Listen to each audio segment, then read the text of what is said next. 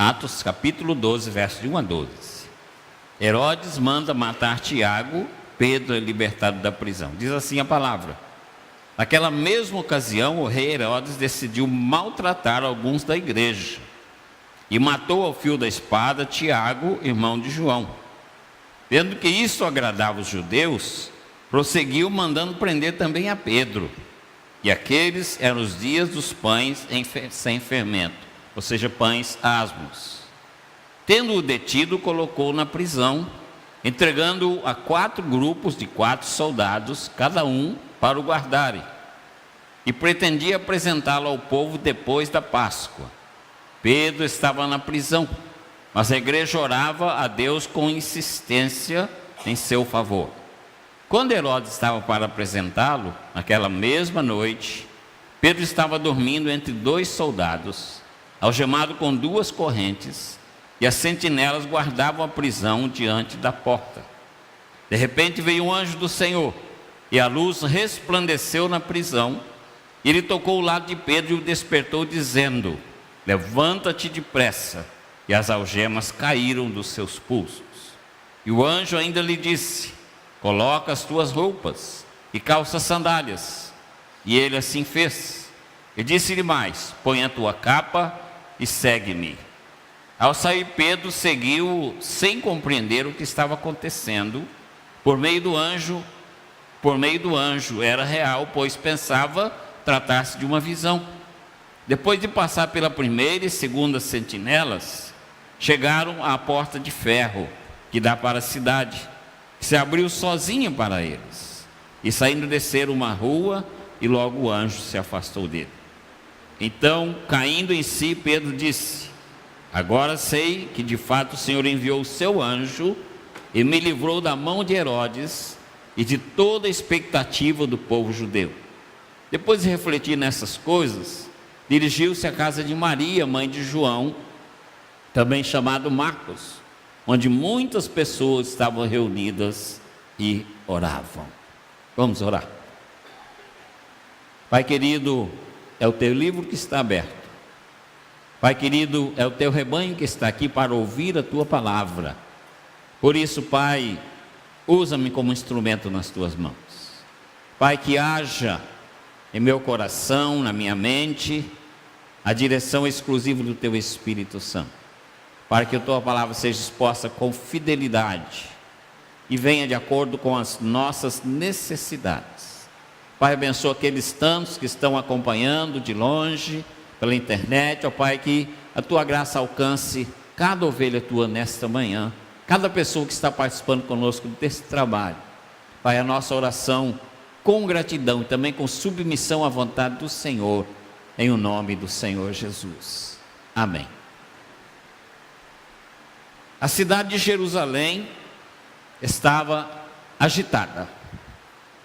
Agitada por quê? Primeiro porque era festa dos pães asmos. Eram 8 dias de festa. Agitada porque já haviam presenciado, algum tempo atrás, a morte do Senhor Jesus. Já haviam presenciado a morte de Estevão. Já haviam presenciado a morte de Tiago, irmão de João. E agora eles estavam na expectativa de alcançar o maior líder humano da igreja naqueles dias, que era o apóstolo Pedro. E o texto nos relata que a oposição contra a igreja crescia de maneira assustadora. Pedro foi preso, mas não pôde ser morto ou julgado, entre aspas, imediatamente, porque era festa em Jerusalém. E não podia, durante essa festa, ter qualquer julgamento. E então, naquele momento, o que fazia a igreja? Diz o texto que a igreja não procurou os advogados, a igreja não procurou as autoridades influentes para poder socorrer Pedro, mas a igreja se reuniu para clamar ao Senhor. A igreja se reuniu para clamar ao Senhor. Então agora a igreja, como eu disse, está sobre uma especial onda de perseguição. E essa perseguição, ela era movida por quem?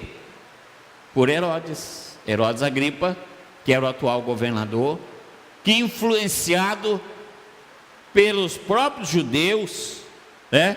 Ele então agora perseguia a igreja, porque diz o texto, nós lemos, que ele viu que agradou os judeus. Eles se agradaram quando ele mandou matar Tiago, agora por último, o último mártir até então, Tiago. Então quem era esse rei Herodes Agripa? Tetrarca da Galileia, Judéia e Samaria. Diz a história que ele foi educado em Roma, mas diz também que ele cultivava assiduamente os bons costumes do povo judeu e observava com rigor a lei e as tradições judaicas.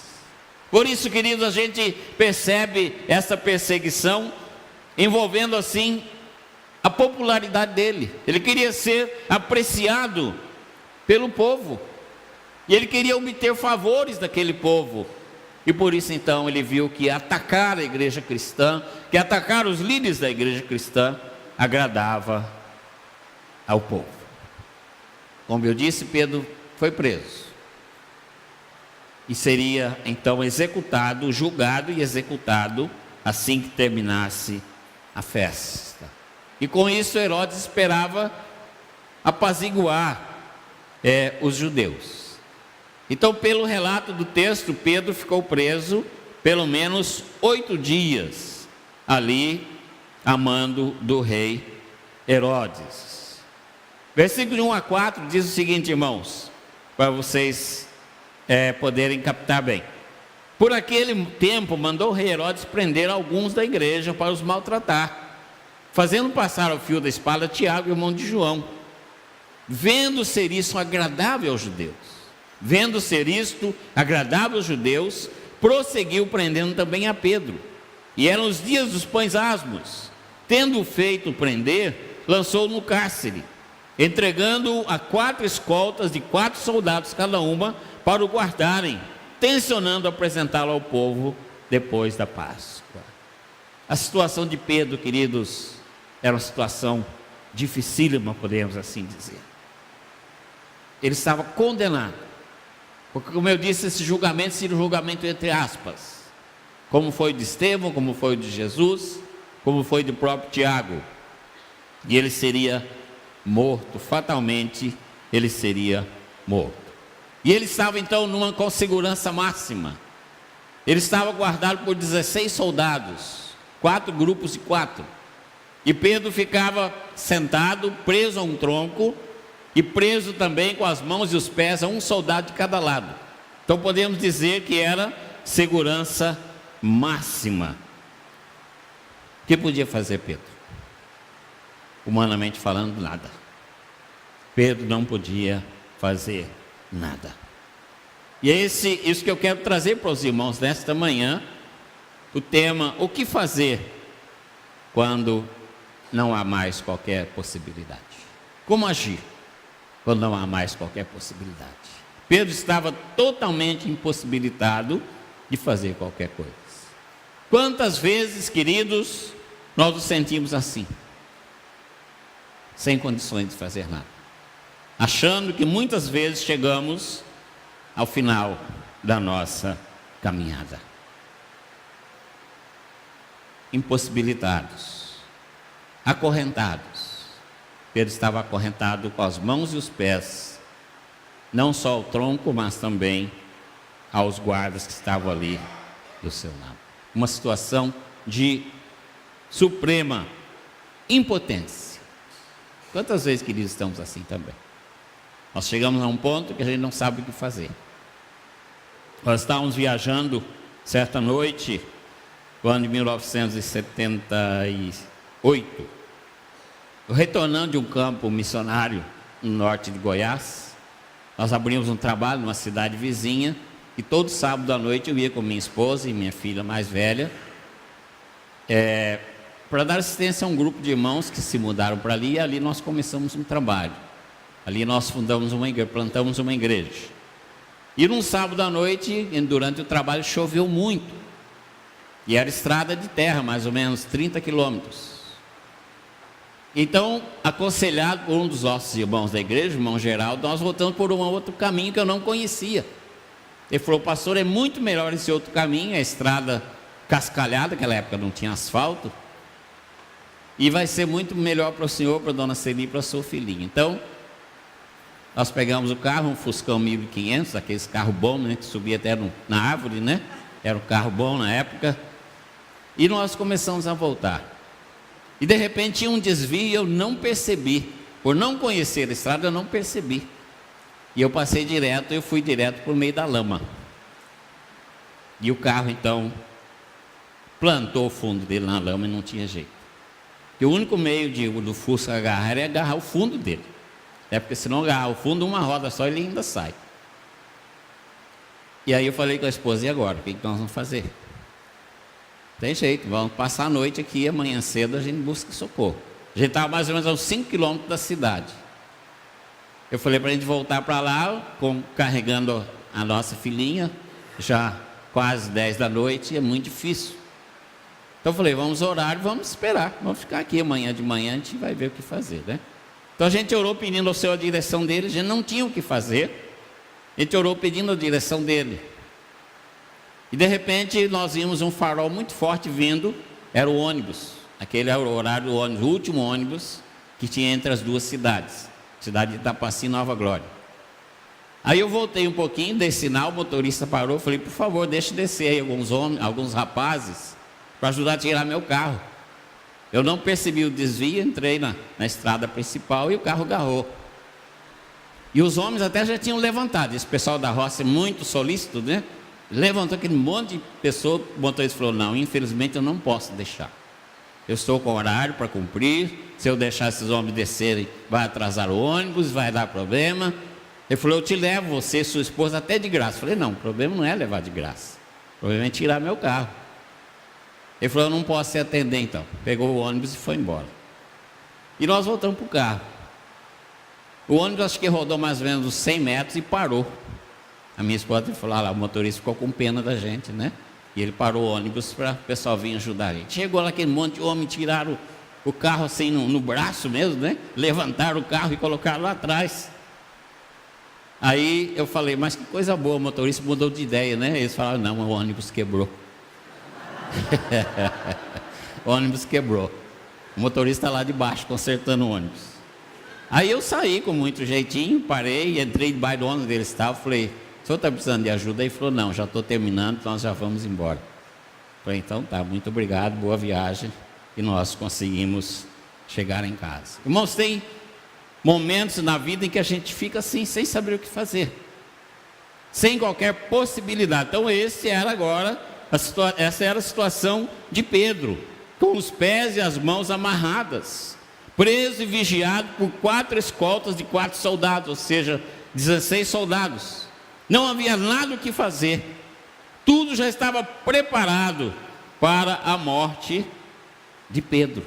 Então, como eu já disse, Herodes o prendeu para apresentá-lo depois das festas para o seu julgamento e a sua morte. E como eu disse no princípio, a cidade estava agitada, aguardando aquele momento. E disse alguém que eles já estavam até juntando as suas pedras para apedrejar Pedro.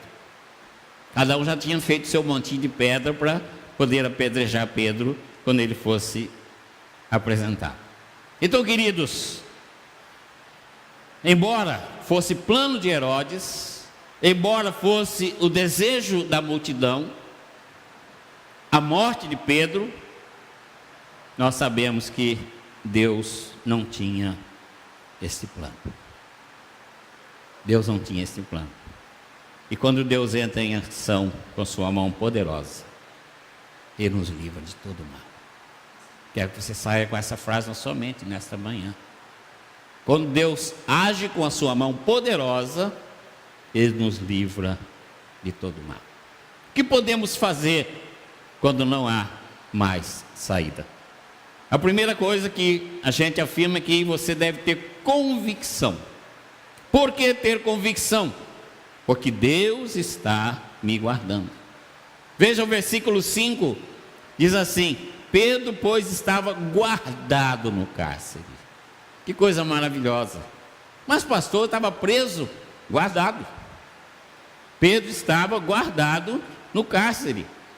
E enquanto Pedro estava ali, naquele local, havia uma igreja toda em oração por ele. E essa igreja passou 8 dias em oração, intercedendo por Pedro.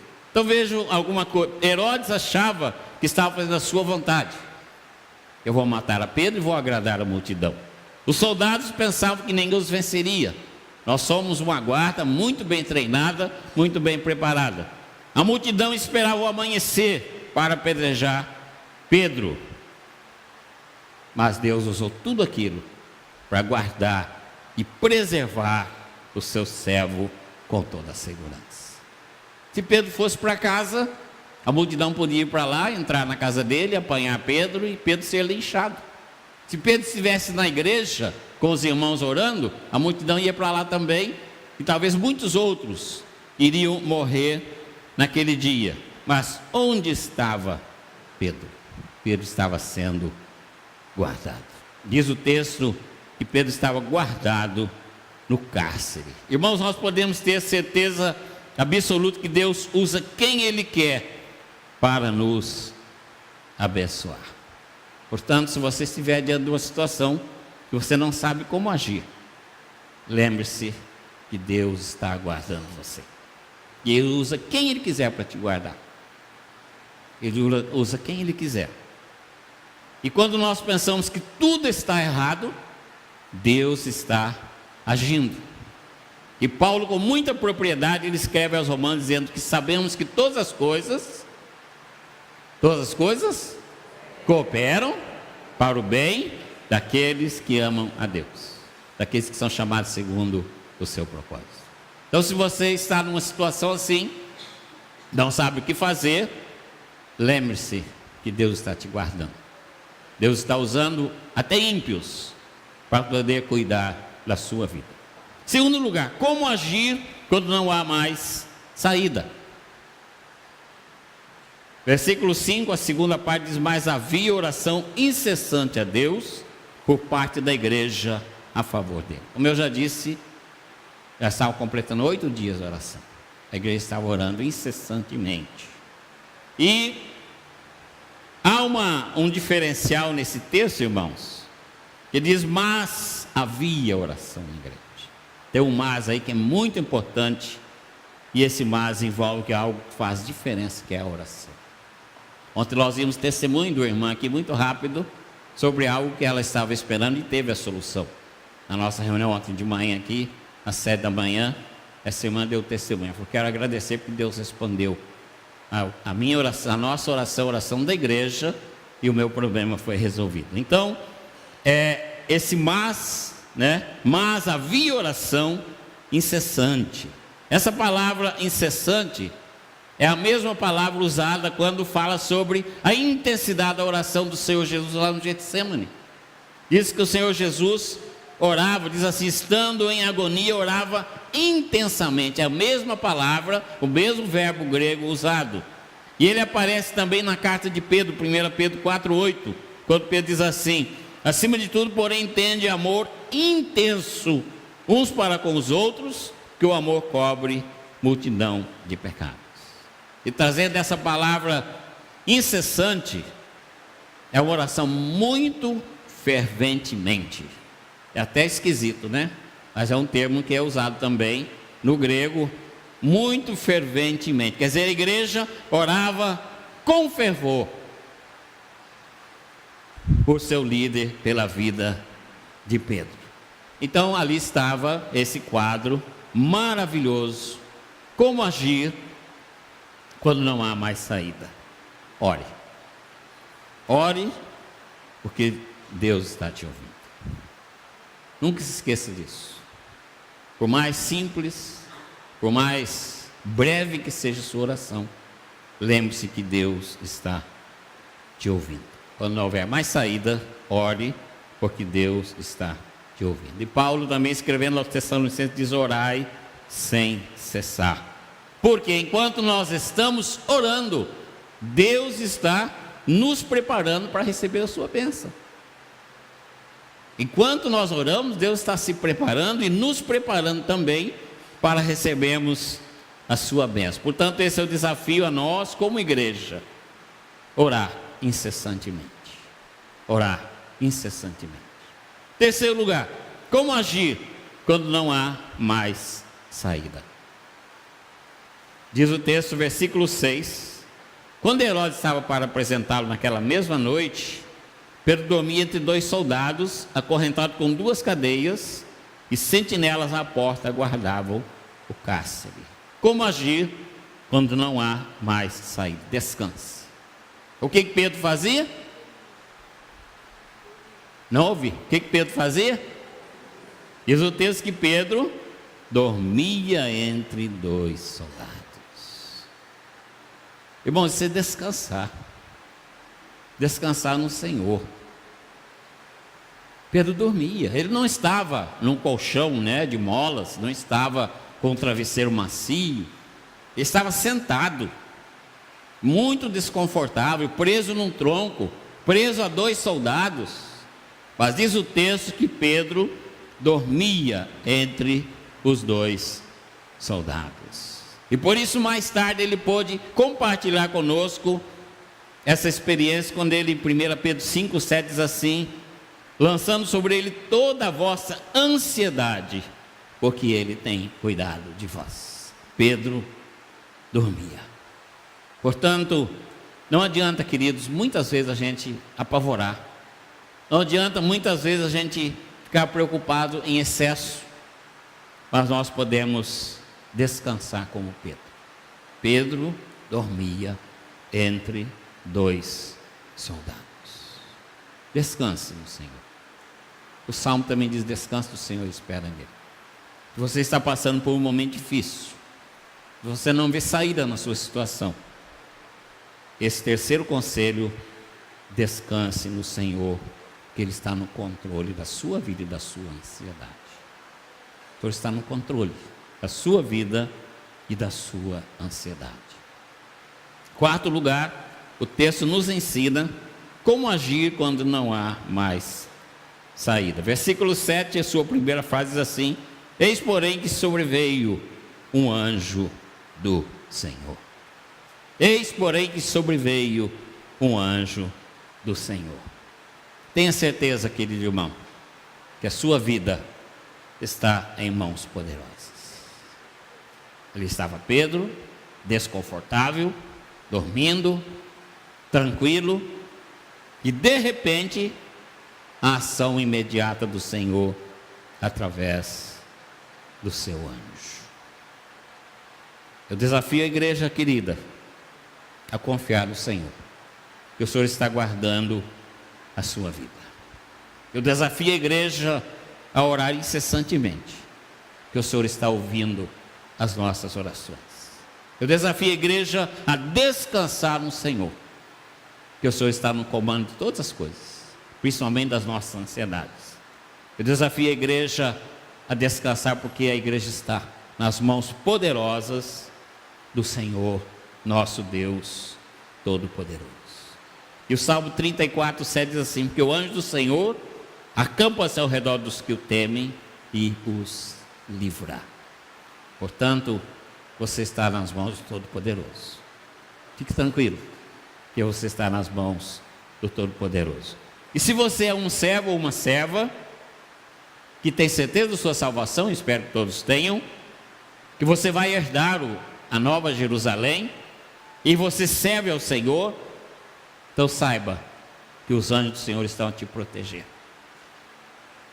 Eles estão ao nosso lado para nos proteger, porque existem muitas coisas, queridos, na nossa vida que a gente só consegue vencer através da batalha espiritual. E batalha espiritual envolve ser espiritual, envolve a nossa vida espiritual, envolve os anjos do Senhor, que são seres espirituais. O Senhor envia os seus anjos para lutar a nosso favor nas regiões celestiais. Eles estão lutando por nós. Portanto, você não está só. Pedro não estava só ali, naquela prisão, só ele de crente, de servo de Deus, mas ele estava sendo cuidado pelo Senhor, e o Senhor enviou o anjo dele para o ajudar.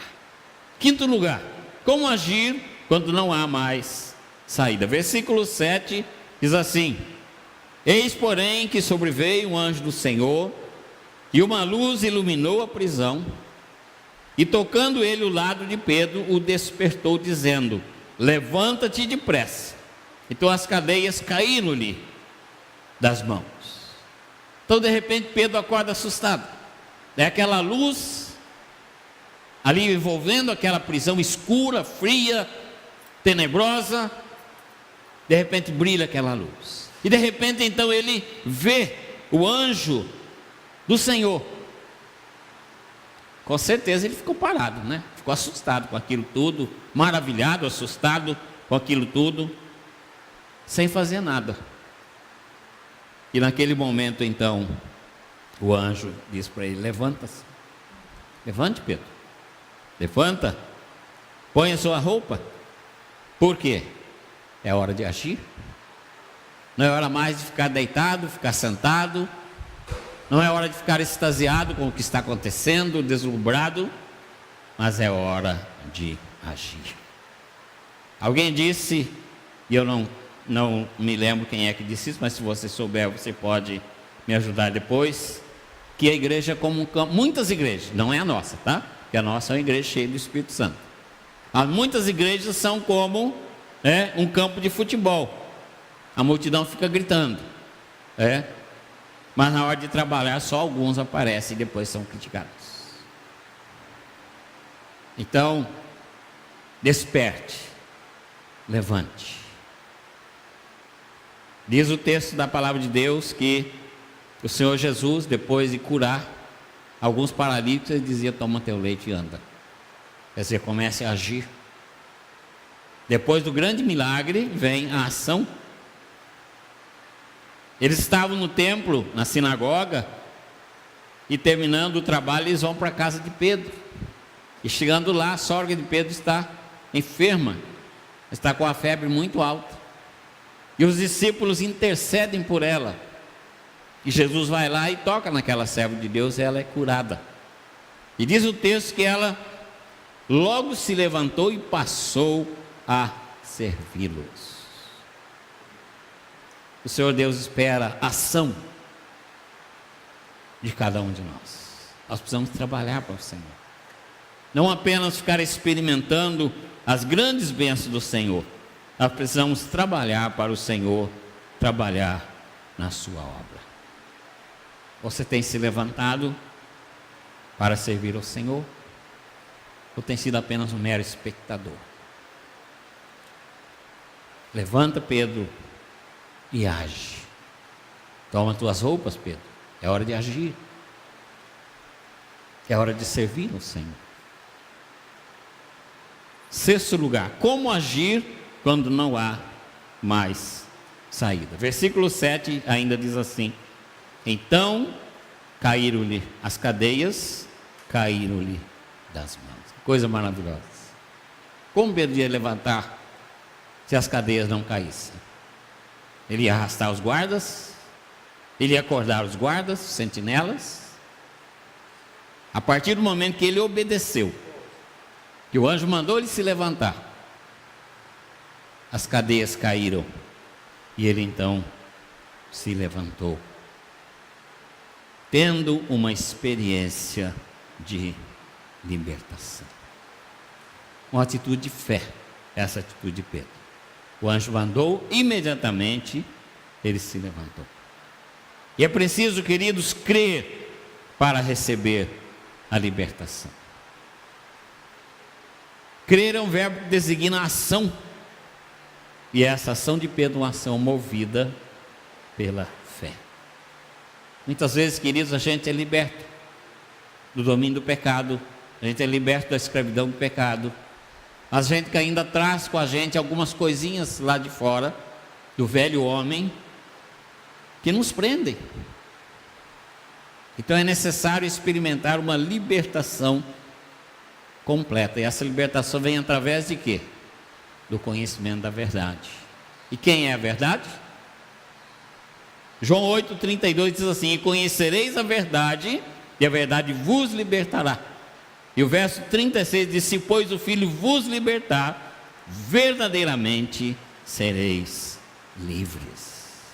Portanto, se você tem alguma coisa que te prende, que não faz de você uma pessoa vencedora, que não faz de você uma pessoa que tem vida abundante, que é prometida pelo Senhor Jesus, você precisa experimentar essa libertação e cair-lhe as algemas das mãos, totalmente liberto para a vitória. Sétimo lugar, como agir quando não há mais saída? Siga em frente. Siga em frente.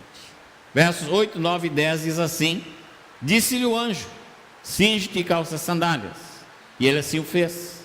Disse-lhe mais: põe a capa e segue-me. Então, saindo, o seguia, não sabendo que era real o que se fazia por meio do anjo. Parecia-lhe antes uma visão. Depois de terem passado a primeira e a segunda sentinela, chegaram ao portão de ferro que dava para a cidade, o qual se lhes abriu automaticamente. E saindo, enveredaram por uma rua, e logo adiante o anjo se apartou deles. Irmão, se Pedro tivesse saído da prisão por conta própria, independente do anjo, algo teria dado errado. Mas ele foi obediente. Levanta, toma sua roupa e me segue. E à medida que ele obedeceu e foi seguindo o anjo, as portas foram se abrindo. Vejo que os sentinelas não acordaram. Eram 16 sentinelas. Eles não acordaram. Vejo que as portas foram se abrindo e não houve barulho. E eles se viram então na rua. Isso significa que nós devemos seguir a vontade de Deus. Esse é um desafio a você e a mim, para que nós sigamos a vontade de Deus, para que Ele conduza a nossa vida. Muitas vezes nós queremos traçar o rumo da nossa vida, e nós esquecemos que nós servimos a um Deus que é todo-poderoso. Nós esquecemos que servimos a um Deus que quer conduzir a nossa vida. Assim como aquele anjo disse: segue-me. O Senhor Jesus diz para você e a mim: segue-me. Vinde a mim, todos vós que estáis cansados e sobrecarregados. Eu sou o caminho, a verdade e a vida. Deixe-se conduzir por esse Deus todo-poderoso. Como já disse alguém, muitos problemas da nossa vida são consequências de coisas erradas que nós fizemos, porque não seguimos a vontade de Deus. E último lugar, como agir quando não há mais saída? Versículo 12 diz assim: considerando ele a sua situação, resolveu ir à casa de Maria, mãe de João, cognominado Marcos, onde muitas pessoas estavam congregadas e oravam. Lá estava a igreja. Então logo o anjo desapareceu, Pedro ficou sozinho. Eu vou para onde? Vou fugir? Vou escalar o muro da cidade? Vou procurar alguém para me ajudar? Não. Ele foi para a igreja. Caminhe para o lugar adequado. É natural para o crente ir para a igreja. É natural para o servo de Deus procurar a igreja, como fez Pedro. E ali estava a igreja orando por ele incessantemente, intercedendo por ele. Sentiu-se atraído onde a igreja estava orando por ele. Muitas vezes, queridos, nós, na nossa fraqueza de pecadores, nós procuramos ajuda em oração. E quando a gente recebe a bênção, a gente não volta para agradecer. E não se lembra de agradecer. Por isso, uma igreja cheia do Espírito Santo é uma igreja que agradece a bênção recebida. Dê o seu testemunho, conte para os outros o que Deus fez na sua vida, a resposta da sua oração. Faça um culto de gratidão. Tenha mais compromisso com Deus. Sirva ao Senhor na sua casa. Caminhe para o lugar adequado. O autor da carta aos Hebreus diz assim: não deixemos de congregar-nos, como é costume de alguns. Antes façamos admoestações, e tanto mais quanto vedes que o dia se aproxima. Irmãos, mesmo a igreja, nós, igreja, sendo um grupo de pessoas cheias de defeitos, cheias de complicações, a igreja ainda é o melhor lugar para se buscar a presença de Deus. É o melhor lugar para se buscar a presença de Deus. Renove o seu compromisso com o Senhor da igreja nesse dia e nesta manhã. E eu quero concluir com o versículo 11 que nós lemos assim: então Pedro, caindo em si, disse: agora sei verdadeiramente que o Senhor enviou o seu anjo e me livrou da mão de Herodes e de toda a expectativa do povo judaico. O que fazer quando não há mais saída? O que devemos fazer? Primeiro, ter convicção de quê? Que o meu Deus está me guardando. Pedro estava lá guardado. Não foi Herodes quem mandou guardar Pedro, foi o próprio Deus, para protegê-lo para o ministério brilhante que ele teria ainda no reino de Deus. Segundo, ore. Por que orar? Porque o meu Deus está me ouvindo. Terceiro lugar, descanse, porque Deus está no controle da sua ansiedade. Quarto lugar, tenha certeza de que sua vida está em mãos poderosas, que é a mão do Deus Todo-Poderoso. Quinto lugar, ação. Pedro levanta, desperta, levanta, pega a sua roupa. E a hora que Pedro obedeceu, o que aconteceu? As cadeias caíram nas suas mãos, as algemas caíram, e ele foi totalmente liberto. O anjo disse: siga-me.